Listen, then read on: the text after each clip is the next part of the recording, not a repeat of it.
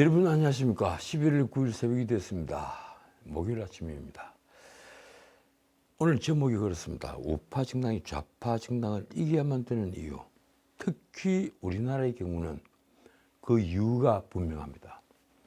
지금 몇몇 언론은 한국 산업이 한 단계 점프를 할 기회가 왔다, 이런 기사들을 계속 내보내고 있습니다.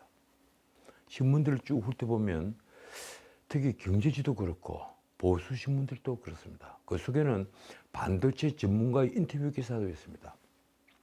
저는 생각을 합니다. 이건희 회장이 반도체를 시작하지 않았다면, 몇 발 이미 앞서가고 있는 일본 도시바의 주눅이 푹 들어서 반도체를 포기를 해버렸다면, 그리고 황창규 같은 걸물이 삼성전자에 합류를 해서 이른바 황의 법칙을 탄생시키지 않았다면 과연 우리는 지금의 번영을 구가할 수 있었을 것인가? 저는 많은 이들이 군사정권이라고 폄하하고 비난하는 박정희 대통령과 전두환 대통령 시대, 그러니까 강권 시대라고 불리던 그 시대의 통치자들의 공도 있다고 생각합니다. 박정희 대통령은 본연적 자본이 없는 나라의 중흥의 역사를 시작한 지도자입니다. 서울 시내에 수도를 놓을 돈이 없었죠. 저는 박정희 대통령은 진보주의자였지만, 농민들과 막걸리를 함께 마시는 진보주의자였지만, 한편 그가 추구한 국가 목표는 자유주의적 보수주의자인 우리들과 일치한다고 믿습니다.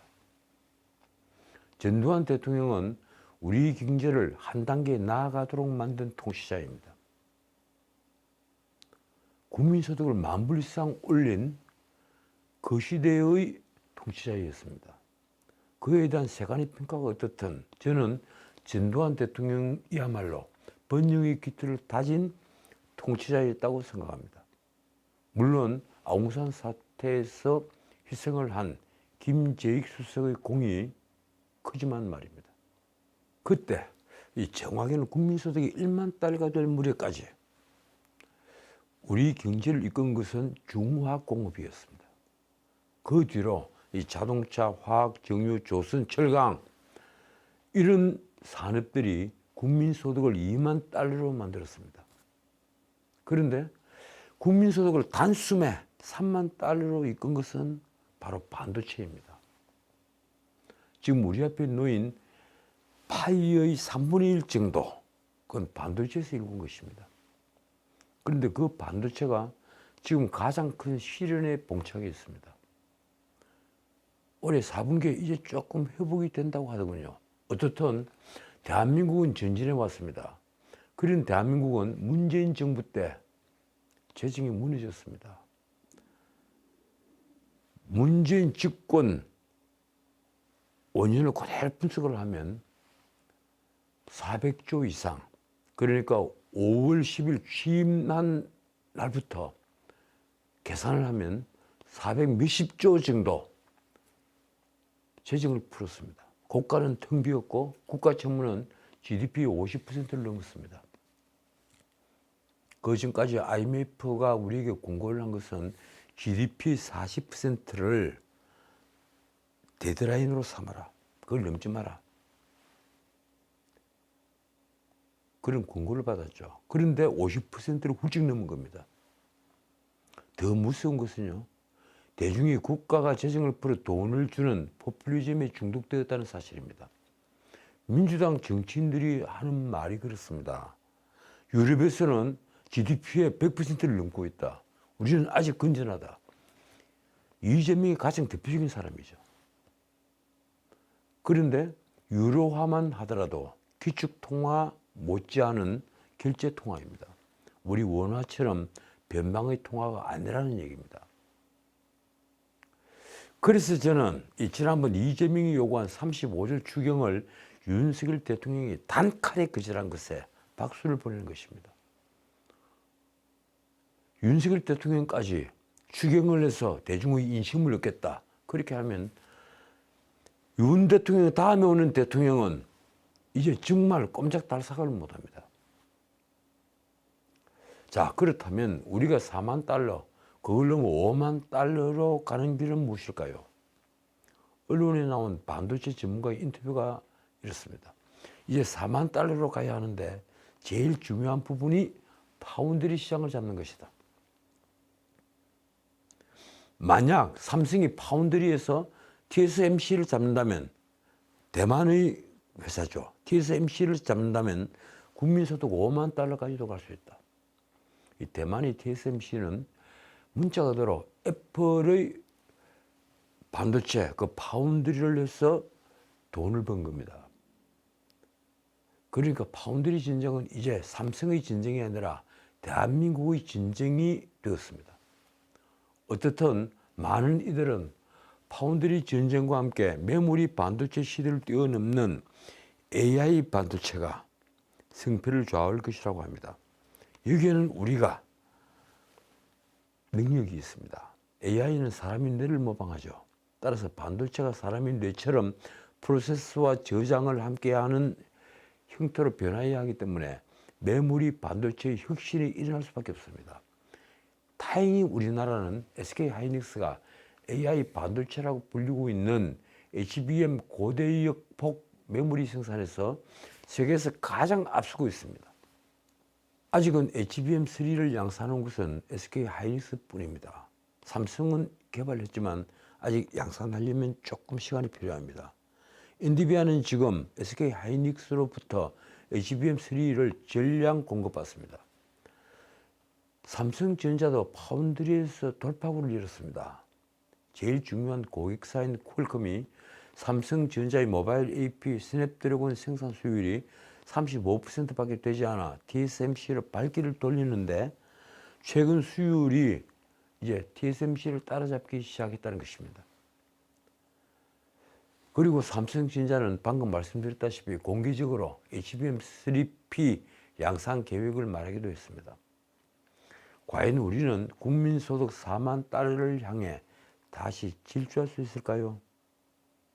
여기에 가장 핵심적인 산업이 바로 반도체 산업입니다. 또 그러기 위해서는 우리 모두 삼성, SK 같은 대기업이 적이 아니라는 사실을 알아야 합니다.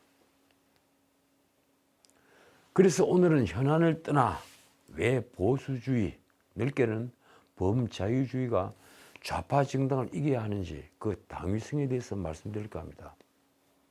질문은 이것입니다. 한국 경제에서 대기업이 무너진다면 어떻게 될까? 이 질문 사실은 흔히 듣는 질문이죠. 그런데 여기에 대한 대답은 가지각색입니다. 이 질문을 드리는 이유는 아주 간단합니다. 민주당은 물론 우리나라 좌파 세력들은 대기업을 지금까지 적으로 여기기 때문입니다. 지금 또 삼성그룹이 있는 강남역에 가보십시오. 대기업 오너들을 공격하는 온갖 플래카드가 붙어 있습니다. 쳐다보는 사람이 낯이 화끈거릴 정도입니다. 1년 반 전 윤석열 정부가 출범한 뒤에 1호 경제정책으로 법인세 감산을 내놓았죠. 법인세를 깎자. 지금 세계적인 추세다. 법인세를 낮춰야 한다. 그 법안은 세계적인 법인세 감세 추세에 맞춰서 우리도 살아남기 위한 아주 불가피한 것이었습니다. 그런데 국회 절대 다수당인 민주당의 반대가 심했습니다. 그 바람에 아주 크게 굴절됐습니다. 애초 정부안은 최고 세율을 25%에서 박근혜 정부 때 세율이었던 22%로 3%포인트 인하하는 것이었습니다. 그런데 민주당의 반대로 결국 1%포인트 인하에 그쳤습니다. 우리는 사실 법인세 25% 인하면 그것뿐이 아니죠. 그 지방세 2%가 더 따라 붙습니다. 자, 민주당은 왜 반대했을까요? 민주당과 이재명의 논리는 딱 하나입니다. 초부자 감세 반대. 바로 그것이었습니다. 삼성전자 같은 대기업을 초부자라고 정의를 한 겁니다. 이재명은 한덕수 총리에게 이렇게 말했습니다. 원칙에도 어긋나고 양극화를 심화시킨다는 비난이 있는 초부자 감세를 포기하는 게 합당하지 않느냐. 이게 바로 우리 야당 지도자의 경제지식 수준입니다. 자료를 보면 2021년 최고 세율 대상은 법인세 신고 기업의 0.01%에 지나지 않는 103곳. 민주당이 초부자라고 막아선 이 0.01%의 대기업 103곳이 그의 법인세수의 모든 법인이 내는 세금의 41%를 담당했습니다. 그러나 작년과 올해 대기업들이 침체에 빠지자 곧바로 세수 기반이 흔들리고 있습니다. 올해 세수 감소는 법인세, 소득세, 부가가치세가 큰 부분이죠. 이 초부자 법인들에 대한 세율 인하로 감소된 부분은 사실 미미합니다.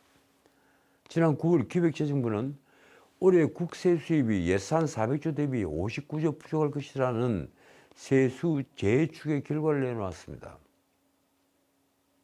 애초 잡아놓은 세수에 한참 모자라는 항목이 바로 양도소득세 12조.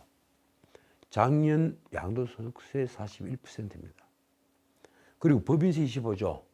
작년에 거두었던 법인세의 24%입니다. 양도세 수익 감소는 부동산 경기 침체와 또 한편으로 부동산 가격 하락 때문입니다. 집값이 떨어지니까 양도세도 자연히 감소를 하죠.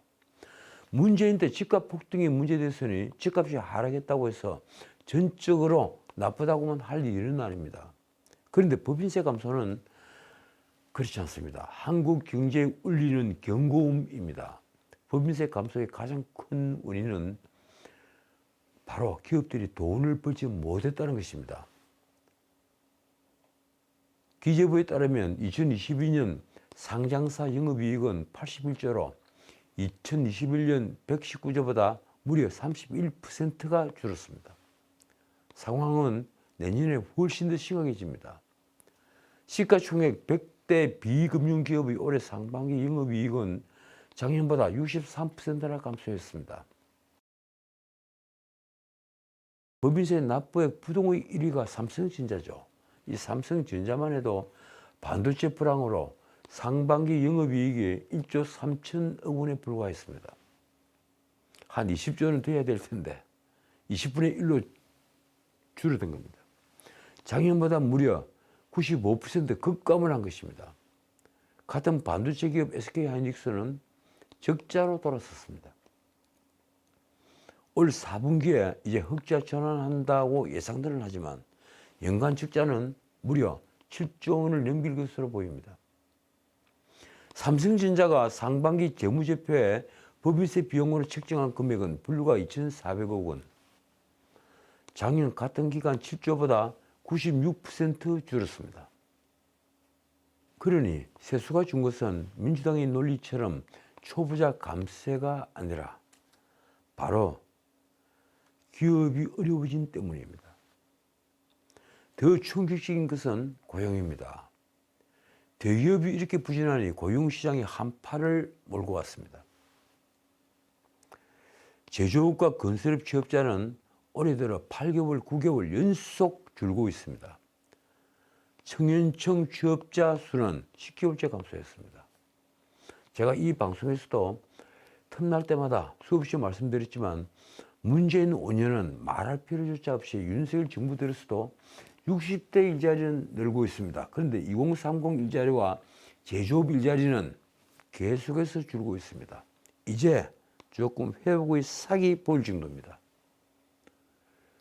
그게 인구 감소 탓만은 아닙니다. 사실 급여와 복지 혜택이 좋은 양질의 일자리 부족도 큰 이유입니다. 경제 수준이 높아지면서 미취업자의 눈높이도 자연스럽게 높아진 것입니다. 문제는 구직자가 원하는 그런 양질의 일자리를 제공해 줄 대기업의 신규 채용문은 되레 좁아지고 있다는 것입니다. 한국경제협회의 500대 기업 조사에서 64.6%, 그러니까 응답 기업 3곳 중에 2곳은 하반기 대졸 신입사원 채용 계획을 세우지 않았거나 애초에 채용하지 않을 것이라고 했습니다. 이처럼 대기업마저 채용을 끌면 고용시장은 이제 얼어붙습니다. 문제는 위기가 전파된다는 것입니다. 대기업 불황은 상당수 중소기업으로 전이됩니다. 많은 중소기업이 대기업과 하나의 생태계로 엮여 있기 때문입니다. 자동차의 경우 국내 완성차 5개사의 1차 협력사가 무려 740여 곳입니다. 그런데 말입니다. 자동차는 정말 더 어렵습니다. 더욱이 내연기관차가 이제 줄고 전기차 생산으로 다 바뀌면서 협력사에게는 앞으로 고난의 미래가 펼쳐져 있습니다. 세계는 지금 경제 전쟁 중입니다. 미중 경제 전쟁을 세계는 신냉전이라고 부르죠.